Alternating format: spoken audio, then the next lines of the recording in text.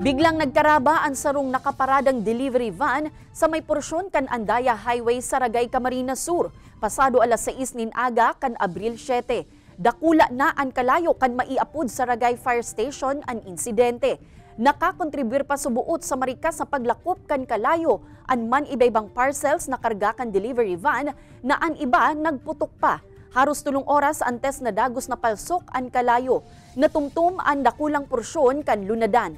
Nagpapadagos pa man ang investigasyon sa insidente, tanganing maaraman ang pinakakausakan kasulo asin ang danyos na winalat kaini. Alagad pira sa mga pigihiling na anggulo kan mga bumbero ang problema sa wiring kan lunadan. Ang parcels na karga kaini asin ang labing init kan panahon na nakakontribuir sa pagbungkaras kan kalayo.